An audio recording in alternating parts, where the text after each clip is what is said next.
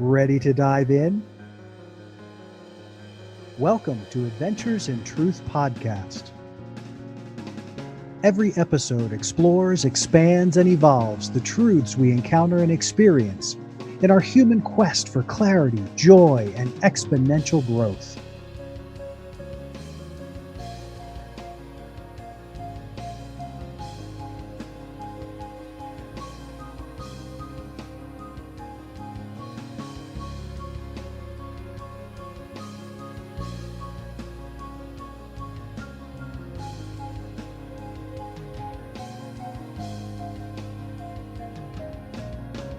And now, here is your host, Jim Case.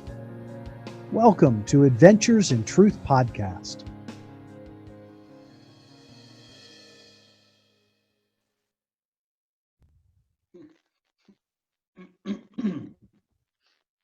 All right, on today's episode, we are excited today to have our amazing friend, Paul Diamond, Ayahuascero and Shaman, joining us from Peru to talk about the power of plant medicine and journeying, and why it's so significant and so important to our evolution.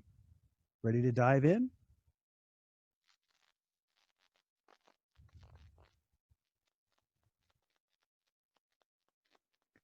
All right, welcome everybody. Welcome to Adventures in Truth podcast. We're excited that you're here to join us today, and we're super excited to be here with, as always, my good buddy Jeff Smith. Dr. Jeff, how you doing? Marvelous, never better. How are you, Jim? Yeah, doing well. Doing well. Excited to be here again with our special guest, Paul Diamond. Hi, Paul. Welcome all the way from Peru.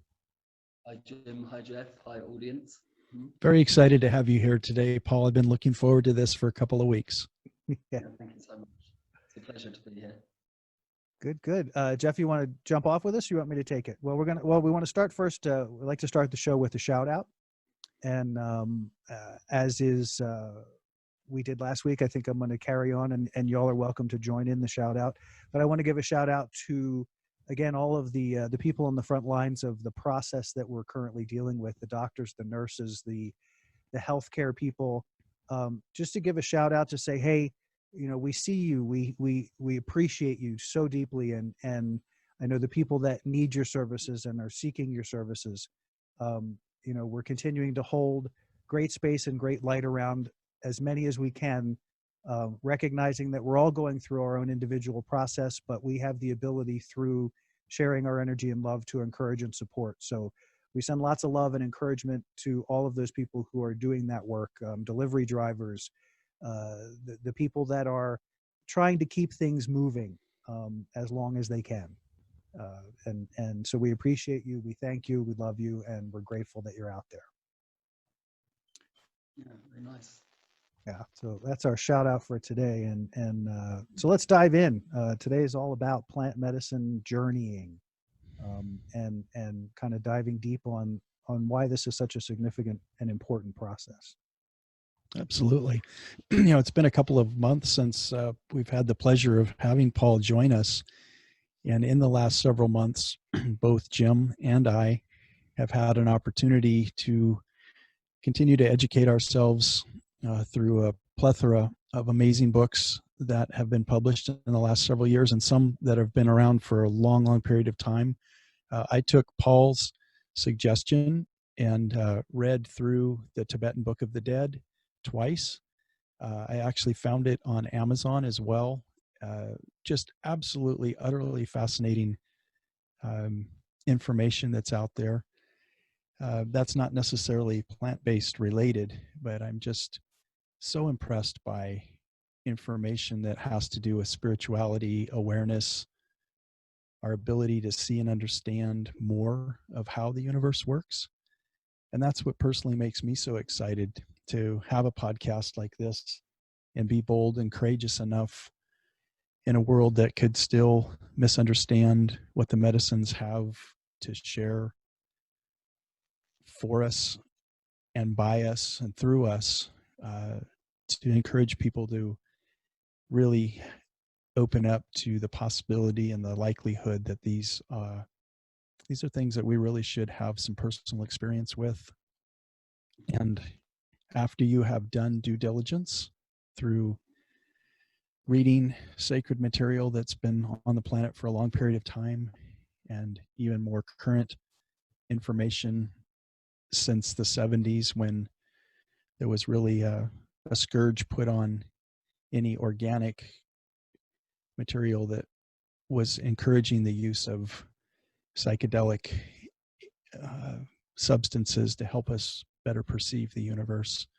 If you're open and you're willing to take a peek, you don't have to go any farther than Netflix or Amazon. Not saying that those are the best places to get the information, but they're probably the two most popular and readily accessible places right now. And so many people have accounts with those two mediums.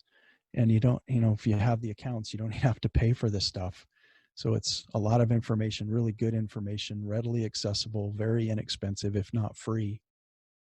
So Jim and I have really dove in the last 3 or 4, maybe up to 6 months of wanting to better understand this and make it a part of our daily lives so that we can be more at peace with ourselves, have a greater understanding of the relationship between love and fear, and orienting our lives more toward the energy of love. And that's really where, just as soon as I said that, I just got this overwhelming sense of relaxation and peace, because I was getting ready to start talking about how the medicines have really allowed me to just experience that so much more than I ever have in my life. And I was a Christian devotee. I went through the school of discipleship. I really invested myself in trying to understand love and religion and spirituality.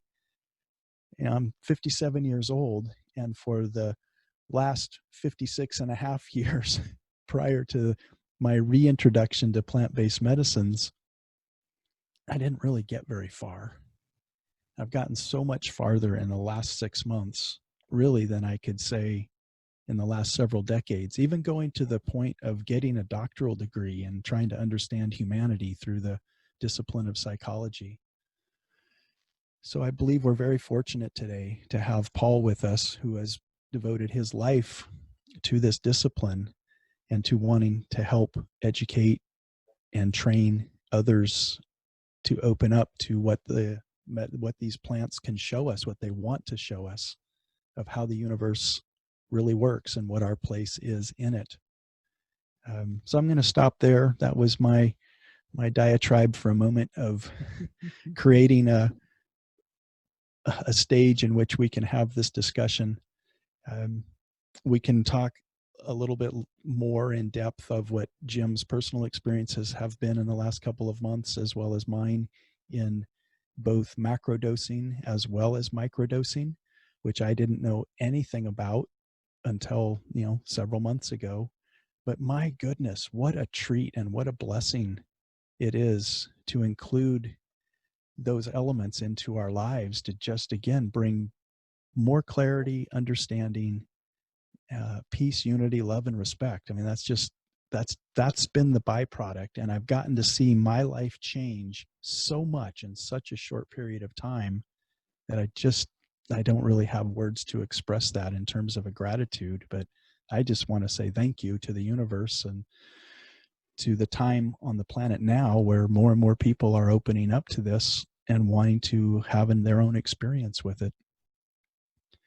So I don't know if that's a pitch off point, but I think I've said about as much as I can say right now at this point in our podcast. So if one of you would like to pick up from there, that would be great. The only thing I'm going to throw in there, just to give Paul a chance to leap, is something he said today that I thought was fascinating, and I don't know if I've heard it before, but it struck me, and that was Paul, in your live broadcast today. You talked about the understanding, or I think it was an understanding, that language actually evolved from the use of plant medicine. That prior to language, that it was the inspiration for that to evolve. That's pretty amazing in and of itself. But I think it speaks to the quantum level of experience that's available through this process. What do you think? Yeah.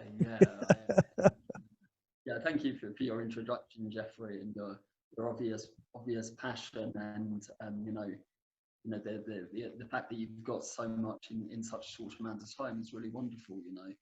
I think that's a real blessing that the plants can bring us, and a necessary one at this time. We don't really have time to muck around too much, and yeah, the plants can take us very far, very, very quickly. It's really why I began to work with them in my own practice. I wanted people to be able to grow and evolve as fast as possible. As far as I was concerned, traditional therapy just wasn't cutting it. I mean, it just takes too long and doesn't have a particularly wonderful track record in the end either, So I wanted things that were very, very effective, and the plants for me were one of those things. I saw them as a part of a toolbox of useful technologies and techniques that could really help people to move very, very fast, but definitely a major one, and become obviously a major part of in the work that I do with the other practices as subsidiary to that. And the idea being, the medicines can take us 20 years of therapy in a single night type of idea. People have spoken about this since the 60s, really, and it's true. It is true.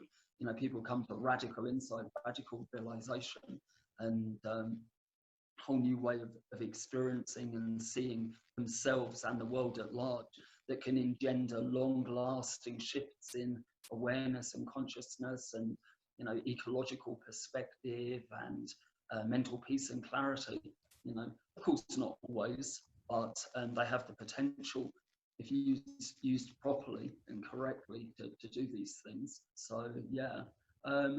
Now, with regards to this relationship with language, yeah, and of course it's only a theory, it's only a hypothesis. It's certainly not a proven hypothesis. However, in my own experience and the way that it kind of appears to operate, there definitely seems that very strong possibility that psilocybin mushrooms and various other entheogenic medicines, psilocybin particularly, because it would have been so ready need to do anything with it. It would just be there in your journey across the savannah, and you'd kind of munch upon it because it was free food. And then it would have this rather radical, shift. And glossalia is a major part of psilocybin experience, the spontaneous linguistic impulse, speaking in tongues and things like this. And, a little bit nonsensical, of course, but you can see how language can develop from the activation of latent linguistic centers in the brain via the entheogens. And I would say that they're doing this kind of all the time, in the sense that they're activating latent centers in the brain, latent qualities of consciousness and latent dimensions of consciousness ultimately. And, ranging from language to dimensional perceptivity, moving from sort of a three-dimensional perspective, up and onwards, as it were. So I think that some of these are older qualities of the brain that were closed down as we began to move into more comfortable environments. In the Ice Age, we had to have a kind of a Kundalini energy kind of flowing all the time to keep us warm, and the kind of a psychic capacity to become aware of whether animals would attack us as we were sleeping at night. So we had this kind of psychic quality. And then as we kind of became more kind of socialized, these qualities get dampened down and the brain sort of shuts those things down. I think the medicines are able to reactivate those latent centers, and also to take us further into the more futuristic centers of consciousness that are not yet developed. The medicines are able to open these up early and to give us a glimpse of what the potential of becoming human actually is. Paul, I'd be very interested, as you were talking, thinking about our listeners and the people that are out there in the world that have been exposed to some level of this. There's a lot of information, probably some misinformation, but how could you talk about the plant medicine experience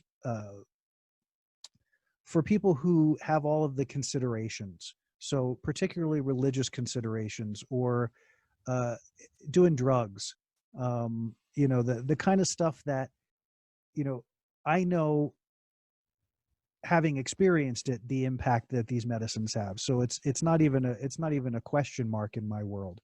But to encourage people, to support people in being willing to make those deeper connections to self.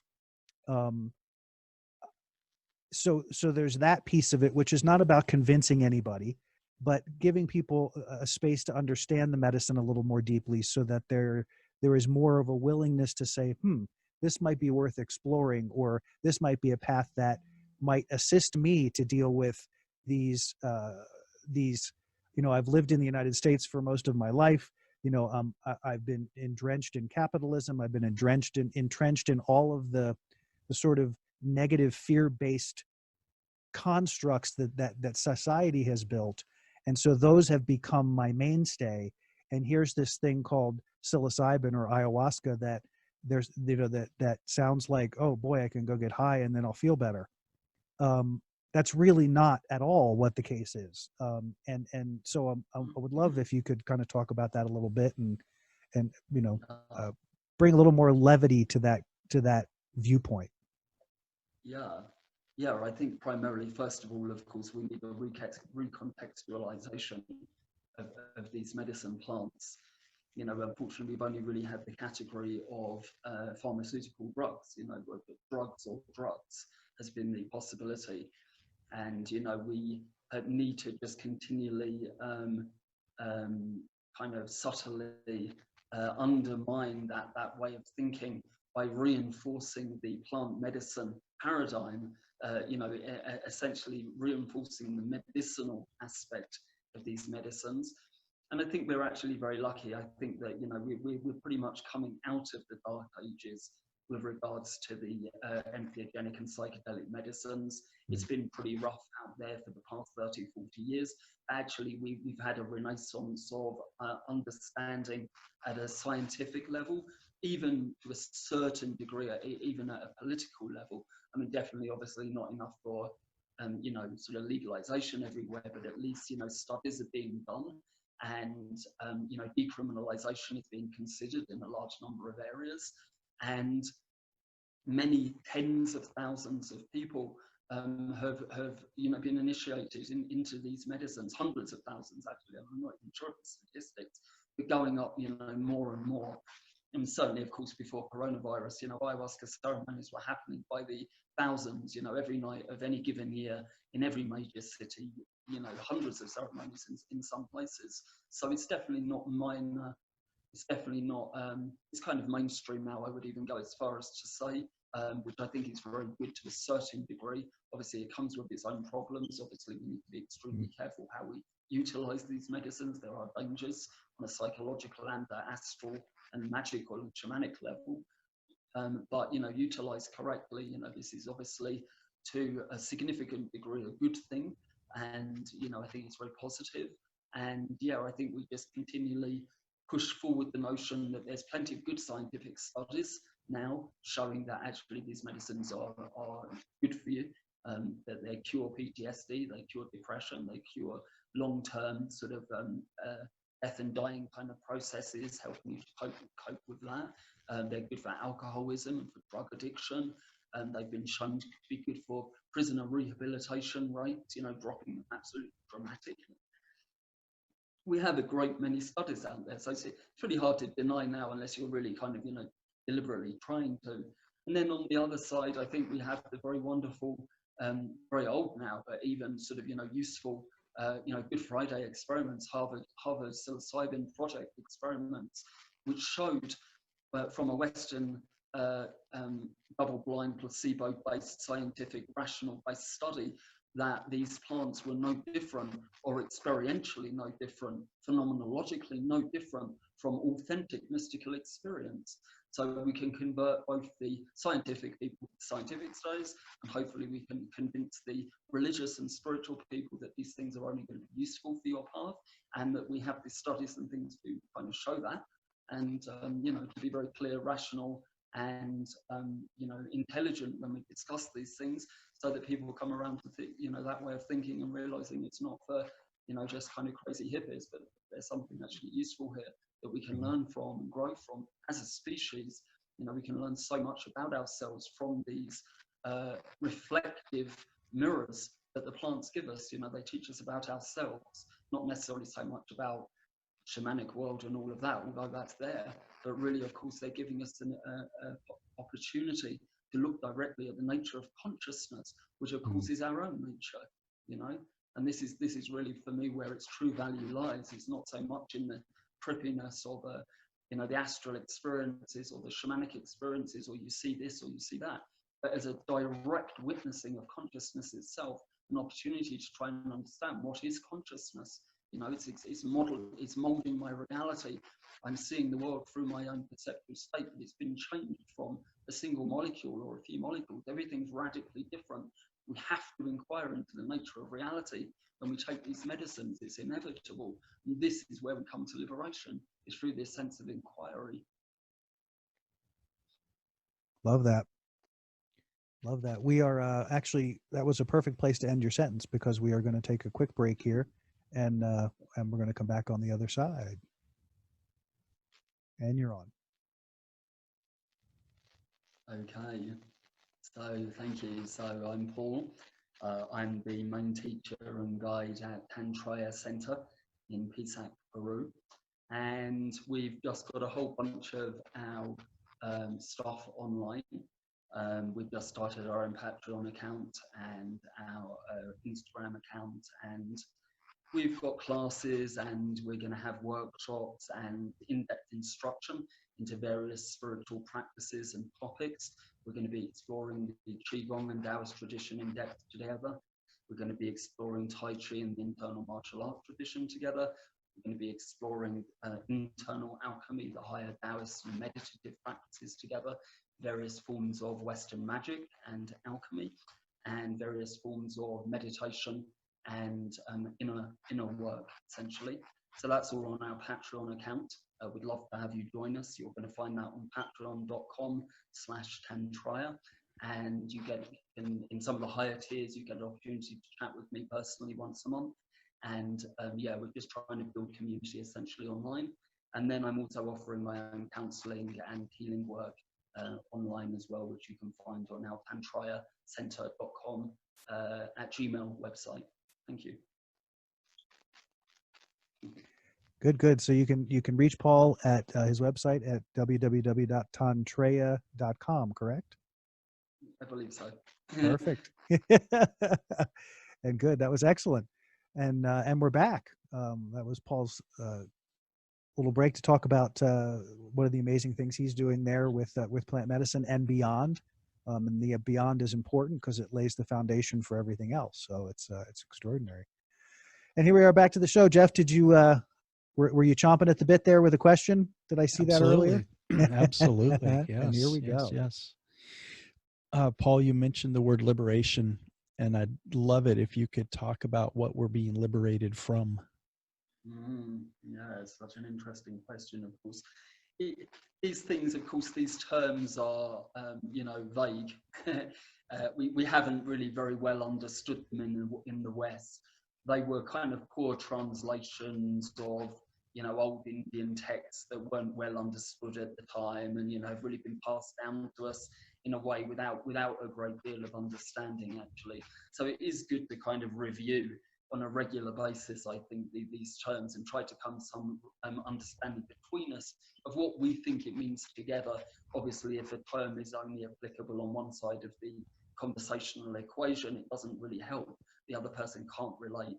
So we have to find some means of communicating, some way of understanding what it is that we're talking about together before we can really move forward. So, of course, what the Buddha meant by liberation, and essentially what I mean by it, is liberation from suffering, liberation from dukkha, suffering. Now, of course, the Buddha acknowledged that life is suffering, so it's not as though we can kind of just escape from life and expect it to be kind of over and expect us to be kind of like liberated, because that's a cycle that is pretty endless. You know, we go through cycles of incarnation over and over again. So it's not to be liberated from the experience of life. It is to be liberated from the confused perception of reality that creates the illusory nature of suffering. So of course, all of these things have no inherent reality in the mystical traditions. It's not as though there is this objective phenomenon called suffering that we're kind of trying to run away from or avoid or become liberated from. It in itself is a false notion, but it's a false notion that creates enough perceived pain that we don't really enjoy it at the very least. So we at the very least need to become liberated from the sort of illusory nature of suffering, if not suffering in and of itself. So we're talking about a few things when we come to the nature of liberation from suffering. Firstly, we have to really come to an understanding of the nature of our own self before we can be free. Liberation from false notions of self, liberation from false identifications of self. So the nature of the egoic consciousness really is to identify, and it's to identify with really anything that arises in order to give itself some kind of validity, in order to give itself some kind of permanence in space and time that it doesn't actually have, you know, seeking to kind of validify its own false reality by identifying with whatever arises, be it an emotion or a thought or an experience or, you know, anything really, anything it can get its hands on. For example, if anger arises within the system, then the ego, you know, hooks onto it and says, oh, I'm an angry person. You know, total identification with that, not really allowing that there may be peace later on and love later on and, you know, something else the next minute, something else the next minute, but actually kind of constellate and fix that identification into some kind of permanent form that is itself a false idea. So the ego's kind of doing this all the time, identifying with all of these different things that are arising. And in that, we kind of misperceive ourselves, we misidentify ourselves. We think we're all these things that we're actually not. And we find it very difficult to find out what we actually are. So liberation, you know, on that level is liberation from false identification, liberation from false notions of self or false ideas of self. That is part of the process of liberation from dukkha or liberation from suffering. Mm-hmm. The other aspect of it is, you know, the movement away from an objective, inherent, self-existent level of experience where things become disconnected from other things and are seen to be a solitary or unitary events without the understanding of their web-like or connections with, you know, the totality and the whole. Ultimately, the dukkha comes from, or you know, stuff comes from isolation. It comes from separation, from notions of separation. So liberation in this sense becomes liberation from an isolated egoic experience to a unitary, holistic experience where we recognize ourselves as integral to the universal whole, you know, and seeing how it all connects in that way. So liberation from suffering is liberation from, you know, singular experience, interconnective experience. And then liberation really from false, you know, ultimately from false notions of the nature of reality itself. In the sense that reality, for the most part, again, is taken to be some kind of objective phenomenon that we, you know, relate to and are pushed around by, instead of understanding the utterly and entirely subjective nature of reality, that it is in fact nothing but mind only, and therefore can't really harm you or hurt you, and therefore we're kind of liberated from fear, we're liberated from notions of false death, you know, because actually reality isn't the thing that we perceive it to be anyway. So liberation becomes therefore, you know, liberation from false notions of reality, leading us to a true perception of reality, which is inherently free of suffering, essentially. While you were talking, I was thinking about some of my experiences with the medicines in the last several months. regarding using various dosages.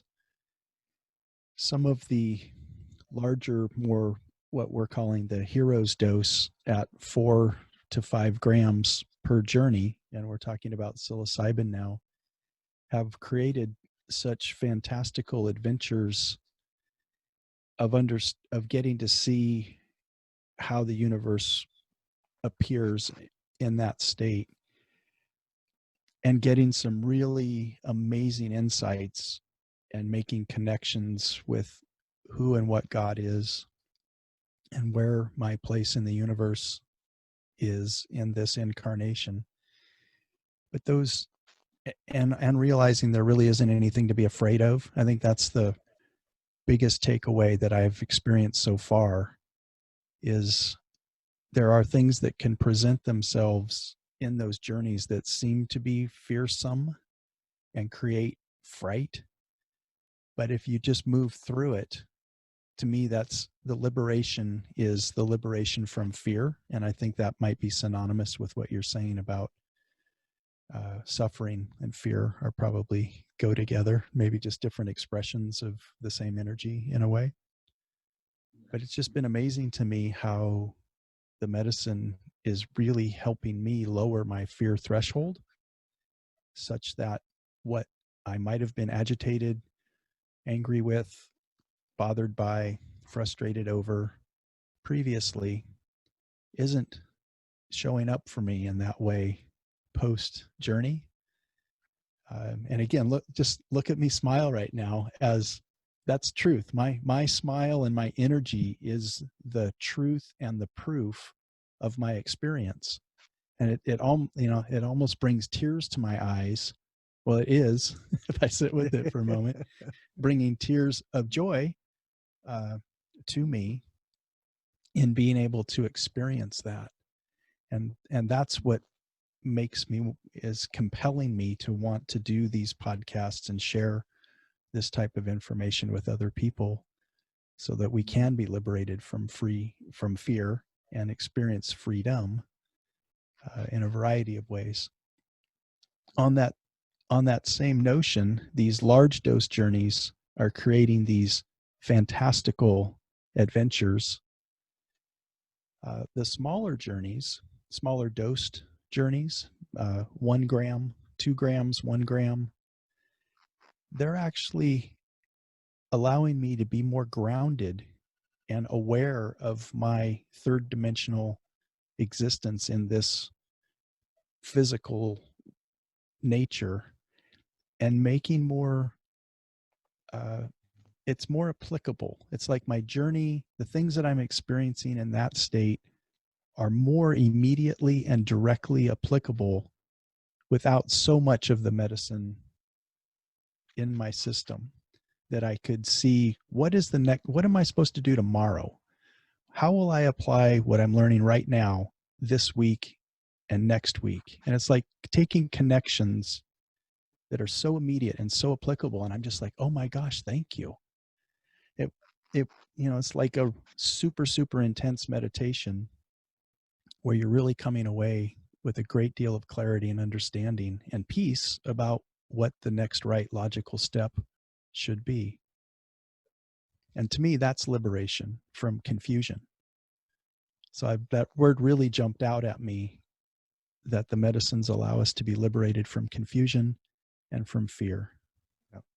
It's an amazing word, and Paul, that was an amazing dialogue about that very thing. And we're going to take a quick break here, and when we come back, we're going to dive a little deeper, taking this as far as we can go to helping everybody out there have a better understanding of what these plant medicines are there for, and how they can the truth. Let's look at the truth of what these plant medicines are. We'll be right back.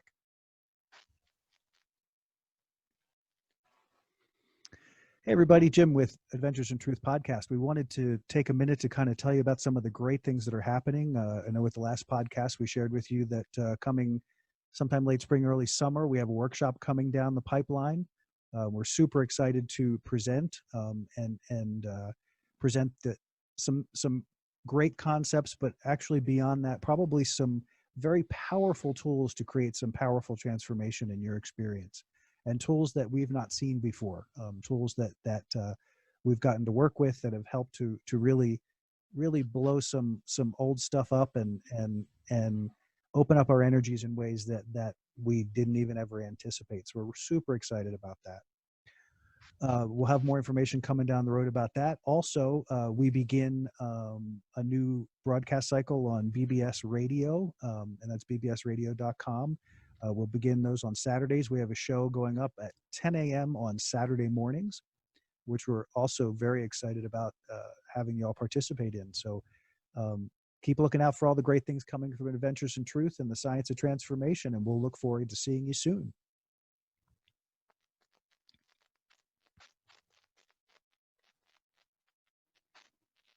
And we're back. You like I have my commercial voice and I have my show voice and but we're back and excited to be back and talking about taking a deep dive into the power of plant medicines, and Jeff left off with us here and we'll carry on because the word we were talking about escapes me and I keep trying to find the word. You were liberated. Liberated. Thank you. Gee, Christmas. I'm like, why is that word not there? One of the other things I was hoping that we could dialogue about today with regard to using medicines as opposed to taking it before a rave party or on a Saturday night when you want to hang with buddies and trip, is setting an intention. And what advice or suggestions or wisdom you could share with us to help people be more mindful prior to interacting with the medicines about intention. It's a wide open topic, but any part of that you want to chew on would be delightful. Yeah, I think this is very essential. When we enter into these magical or shamanic spaces, we're really entering into a causal dimension. So, in our own everyday lives, we can often tell the causal relationship between things. If I hold a pencil and I drop it, the pencil drops, I was the cause. It becomes obvious. Now, when we get into the shamanic or magical world, it's not obvious. We don't really understand the nature of causality there. And the only thing that can really guide our experience in that sense is our intention. So usually we are constrained or constricted by the conditioning of our past. This is really where we are mostly orientated. We believe that we're going to be the same tomorrow as we were yesterday. We believe that the habits that we had yesterday and, our emotional state, etc., is going to be the state that we're going to have tomorrow and onwards. Again, something to do with the nature of the ego, essentially trying to fix or constellate experience to create identity. But this is not really the case if we are understanding things correctly. We don't have to have that binding. We don't have to have that kind of anchoring into the past. But the only way we can become free of it is by creating a new anchor in the future, a stranger attractor somewhere out there that can pull us towards it instead of us being kind of weighed down by the energy of the past. We create an idea of what we want to become in the future, and we allow reality to kind of pull us towards it in whatever way it deems fit. So it's important with intention to keep it future orientated, what you want to become, but not closed in the sense that you think you know exactly what it's going to look like. You want it to actually be quite open-ended because you don't really know necessarily what the possibility of work that you're engaging in is. And in fact, actually, it falls usually very, very far behind the actual potential of the medicines. When utilized correctly, of course, their potential is utterly profound. The higher medicines, the master plants, can take us so very, very far and so beyond what we think we know about ourselves and what we think we are, that we can't really imagine what we are going to be like or what we can be like. So we just need to have a kind of a future intention that keeps everything moving forward and not constrained in the past, but keeps it open-ended enough not to be a closed system. So intentions such as, you know, please take me to the highest realms of consciousness available to me at the present stage of my evolution. Things like this become good intentions. You know, please reveal the, you know, please open up whatever magical, mystical, shamanic powers, you know, are latent within my potentiality right now. You know, please, you know, reveal the aspects of consciousness that are hidden to me at present that I can further, for example, you know. So all very kind of future directed, but not closed, so that you know, you think you know what it is. You don't know what it is. You've got no idea. But important stuff, you know, has to have intention in that world. Mm-hmm. What I experienced as you were sharing was imagining myself being on a path and coming to a fork in the path that had 5 or 6 paths branching off from where I was, and each of those paths having a door, and I had to have an intention to choose one of those doors to walk through. And as I approached the door, which would be taking the medicine and putting my hand on the door and opening the door, as I stepped through the door, I have a bit of an idea of what might be behind the door, but I can't really truly know what's behind the door or how darn far I'm going to travel once I go through that door. But I have some idea, at least from where I started in walking to the door, of what that intention might be. Exactly. It would be helpful as I'm talking with people about how important intention is. I don't think we have a lot of training in the Western world anyway of really understanding what intentions are, you know, like the practical side. Like you just gave us one. Help me understand the highest levels of consciousness that I can achieve. Well, to me, that's a 10 on a scale of 1 to 10. I'd give that one a 10. What would a 1 or a 2 or a 3 be that our listeners could, you know, work up to something such as what you just said about understanding our consciousness as much as we can? I personally say always go for it, you know, always go for the highest you can conceive of. You know, why limit yourself? You know, as we've done that for too long. We've constrained ourselves and had an idea of what we are for too long that has kept us, you know, very kind of down. So I think actually go for it. Go for all of those higher ideas. Again, you don't have to know what it's going to look like. That's not your job. Your job is just to have the orientation towards the highest. And, you know, obviously it doesn't mean that we can't utilize the medicine plants.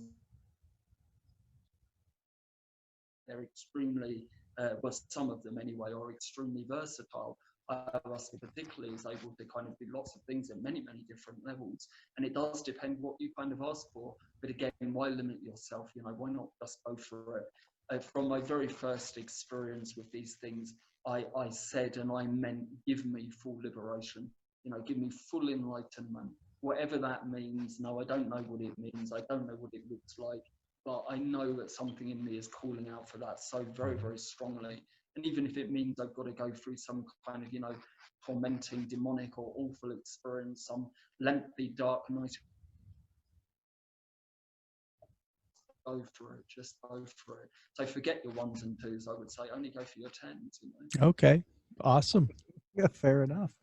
I was thinking as you guys were talking too, that it might be beneficial for the listeners as they're thinking about this, that it's not at all unusual to have a little trepidation, maybe even a little fear, as you consider. But I think in my experience of it, because you don't know what's through the door, you know, and for most of us, you can go into it with anticipation.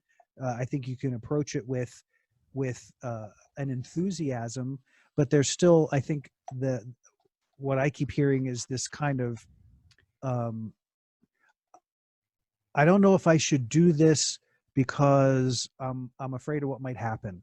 I don't know if I should do this. I don't know if I'm going to be in control, or, you know, am I going to like lose my mind, or am I, you know, there's so many misperceptions about how to approach.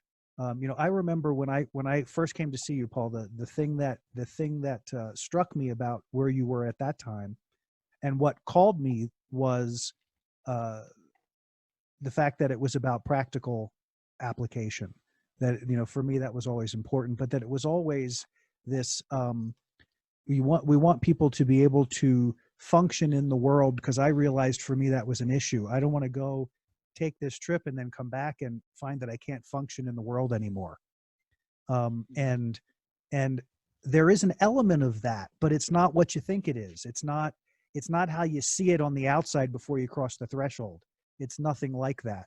And I would love if you had any words or thoughts about that, because I know, you've worked with so many people, and everybody has a little version of that going on, especially because you hold it in such a sacred way and you present it in such a sacred way. So there's no room for this is a game. There's no room for this is a great way to spend a Friday night. This is serious stuff, in the sense that this is about discovering who you are. This is about tapping into the best of all of who you are, not confronting some boogeyman that's going to somehow take over your existence, and you're going to be possessed the rest of your life, kind of thing. Yeah. Can you speak to that a little bit? Yeah. Of course, I respect and shamanic ceremony when it comes to these medicinal plants. Is they were never done and weren't supposed to be done by people on their own with no experience and no value from it. I'm not denigrating people's personal experiences with these plants, but the fact of the matter is, there's always there when you go into these places. It is the unknown. It doesn't go away particularly. At the very least, there's a little bit of, oh my God, as you put these things in your mouth, or a little bit of quickening of the heart, or a little bit of a sweat or something, because you don't know. It's the unknown. Yes. So, but we do it anyway. Of course, that's the thing. Of course, is we can turn fear into excitement. We can turn fear into sort of a deep interest, actually, in what's occurring. We can recognize that this is a learning experience, and one that we're going to really kind of grow from, taking it in a very positive manner. But with the shaman there, in these highly come back okay, with the real people is not there. When I began to work with my own teacher and recognize the truth of him as a really great spiritual master and great shaman, the fear that I had kind of doing really high doses and things dropped away, and I would just go for it. I knew that he could take it. I knew that I could take it. I knew that he would always be there to help me. And in that way, I was able to explore with real wonder and excitement, and the fear aspect of it only kind of feeding the initial kind of adrenaline rush that gets the medicine moving, further into your body. But as you go further in, you trust the space, you trust the shaman, and then you can really explore. This is part of its major value, is you can go into it without so much fear, and in that way, and something comes up that you can't handle, you don't understand, and you don't know what to do with, then obviously there's nobody else to help you there. It can be very scary. It can also be very valuable as a learning experience. Difficult experiences, difficult trips are often the ones we learn most from, but they don't need to be psychically dangerous, which is often the case when people do these things on their own. They're astrally dangerous, shamanically dangerous, parasitical organisms and entities and things of this nature. But when you do it with a shaman in a controlled setting, that isn't there. So you can really learn, you can go a long way with that. So, yeah. Good stuff. Well, again, we seem to take a natural pause, so let's take a pause, and we're going to go out, jump out for a minute, and we'll be right back. Have I got time to go to the bathroom? Hi, everybody. We're back and just having a more amazing conversation about how to sort of structure this and being involved with the shaman to help create the right space. And what else do we have to dive into on this, Mr. Jeff? I would like to cycle back to a better version of the question I was asking Paul about intention. And also keep in mind the dosing part of it. So the ones and twos that you are suggesting to not have or not spend time on, I was thinking were more along the lines of a smaller dose that would have an intention such as, I want to write an outline for my book. I want to write a new song. I want to come up with a business plan, or I want to formulate a new organization based on sustainability, and I'm looking for the medicine to help me understand how to do that. But I also have to be able to bring it back from the journey and write it down so it doesn't get lost out there. And that's what I was trying to articulate earlier, is that when I've done the higher dose journeys, I'm having such a fantastical, in some ways, incomprehensible experience of the universe revealing itself to me. It's hard sometimes to bring that back and put that into a direct application for my life. The times when I've done lower doses, I actually designed a logo, have gotten specific answers for our next podcast or how we want to advertise, and literally direct next steps because it was a lower dose. So if you could talk a little bit about that. I'm of the opinion that every major contribution to humanity has come from somebody exposing themselves to the plant-based medicines that they've brought back from their journey and been able to apply it to humanity. Yeah. You're laughing, so. Well, I wouldn't go that far. I wouldn't go that far. No, I'm afraid not. I'm afraid that's we usually begin to think like this when we start doing a lot of psychedelics.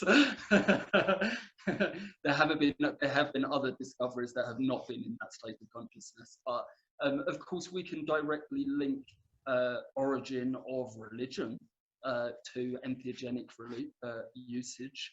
This, of course, is major. I mean, of course, humanity has been heavily influenced by religions and religious institutions. And if we can directly link them back to entheogenic plants, this is very, very, radical, actually, really requires a kind of a radical reevaluation of the role of these plants in human history. Even if that was the only time, I mean, of course it wasn't, but if that was the only time we used medicines and they did that, it would still be worthy of, PhD theses and everything else. That is extremely profound.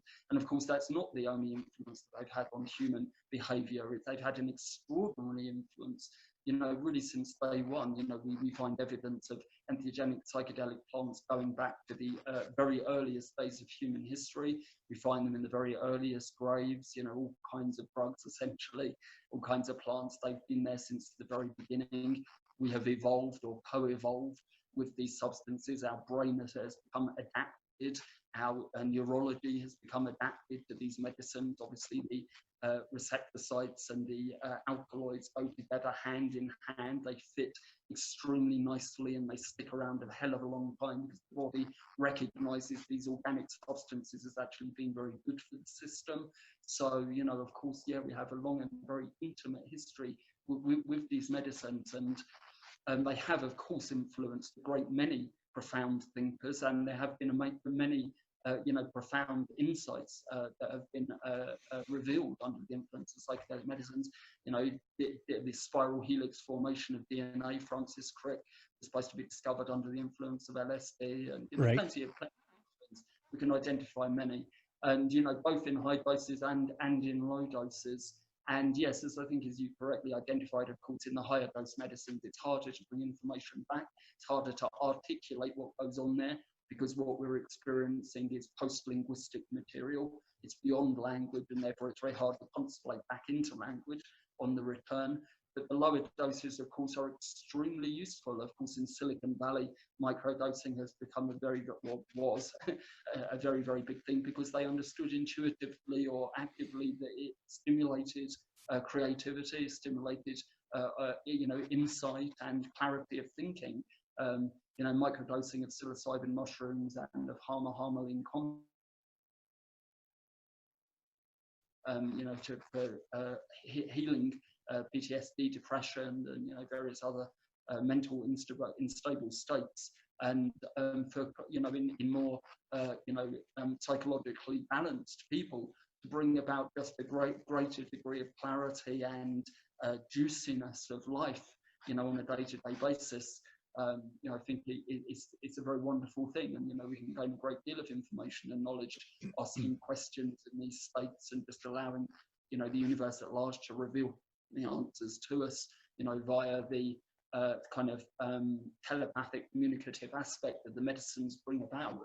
They open up our psychic capacity, so we can receive information at large from the universe at large. Excellent. Good answer. So we have about 4 minutes or 5 minutes left. We want to kind of recap a little bit, but Paul, is there anything else you'd like to share as far as how to approach this whole process? I know that again, there's a lot of people have a lot of different experiences, but this is I know, again, for me it was a big deal. I mean, it took me probably 1.5 years before I actually did it for the first time. And before I met you, actually, I had never experienced psychedelics anywhere in my life, so it was a whole new world. But can you talk a little bit about the calling, what that might feel like, how does someone experience that? Because I know it can be a challenge, again, between the mind and the emotion, and between the soul and the spirit and all that. We want to do the right thing. We want to believe that we're following our path. What does that look like? I remember that conversation vividly about, that there's a calling that sort of happens with the medicine, where it's not, you don't wake up one day and go, oh, Jay, I think I'm going to go do ayahuasca. It's more of an evolution. Yeah. I think it's difficult to identify now, actually, unfortunately. It has really become so mainstream. The medicine plants are talked about even in kind of, in Hollywood movies and, on Netflix shows and this kind of thing. And, often from a kind of comical perspective or whatever, but is actually, it's really kind of become so open. We really are lucky to be living in an actually quite an enlightened age when it comes to entheogenic and psychedelic research and usage is opening up in quite a big way. So I think obviously that creates more opportunity for people to make contact with it, and therefore to kind of convince ourselves that perhaps we're somehow special because we've been called by the medicines. I think we can kind of forget this now and just look at it more of a case of actually we desire to grow, we desire to transform, and to kind of give credence to that and recognition to that, and then to use whatever calls come along on our path to grow and transform. To say, actually, I'm going to use what comes along to change and to grow as a person. And if it's the medicine plants, it's okay. If it's meditation, it's okay. If it happens to be both, it's better. In my view, the more tools in your toolbox that go together correctly, the better. Rather than just over-relying on one thing only. We don't want to over-rely on medicines only. That's a terrible mistake. We get caught up in all kinds of inflationary aspects of the ego. We get caught up in kind of the illusory nature of things pretty easily.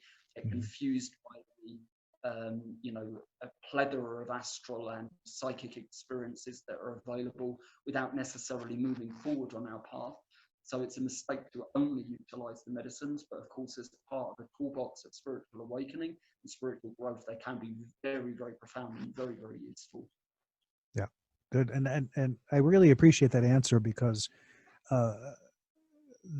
especially the idea that, give up the idea of being called, because the noise is too loud.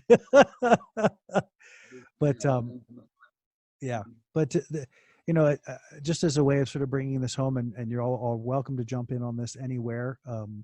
Our conversation today, we wanted to take a deep dive into the idea of, not the idea of, but the reality of plant medicine in our world, and how we can best interact with it, how we can best avail ourselves of this amazing tool.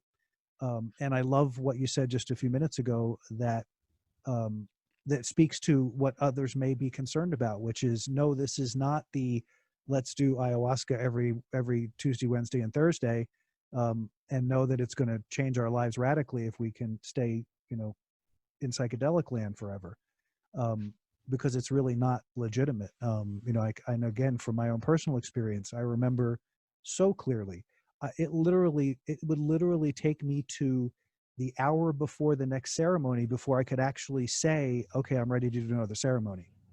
My ceremony was so extraordinary, but it took every minute of every hour between sessions for me to integrate enough of it to be able to say, I'm ready to do another one.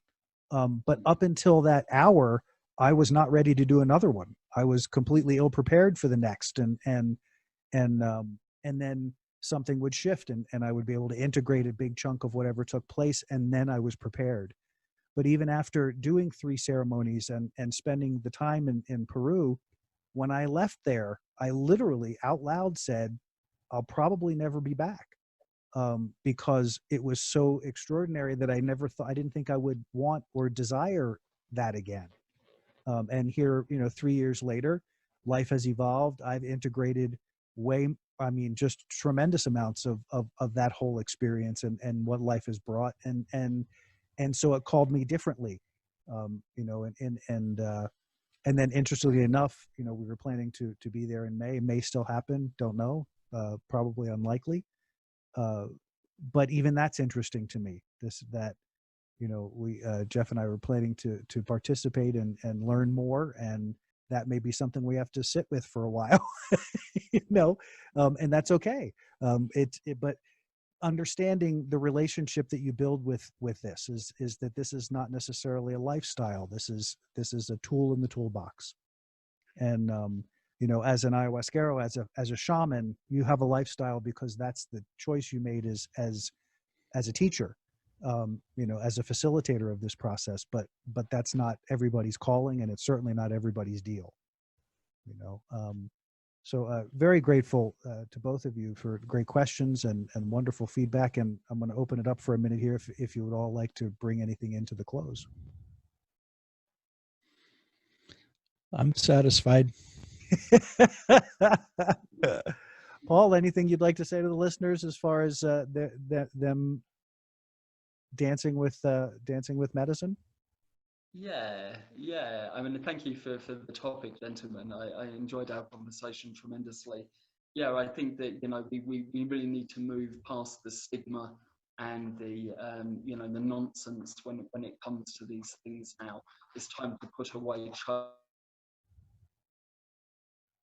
a relationship with these medicines and to understand their real inherent value for understanding our nature and who and what we are. It's time. Let's grow up. Like that. What was that one you did, Jeff, a couple of days ago? The couple shows ago. Play. Not playing for keeps. What the heck was it? Yeah, we have to play our own game. Play our own game. Somebody else's game. Yeah. Play the game. All right, everybody. Thank you again for joining us on this amazing adventure in truth as we dived more into the plant medicine realm. We're so grateful to Paul for taking the time to be with us and sharing his amazing insights and energy with us. Hope you all get to experience what we get to experience. And we'll look forward to seeing you next time. Thanks, everybody. Thank you. So long. Thank you. We hope you enjoyed this episode of Adventures in Truth podcast. Thank you for joining us. To learn more about Jim's book, Fear is a Choice, Unraveling the Illusion of Our Separation from Love, or to book a session with Jim, you can email us at adventuresintruth@gmail.com, or you can join us on the web at www.adventuresintruth.com. Tune in next time for another great Adventures in Truth podcast.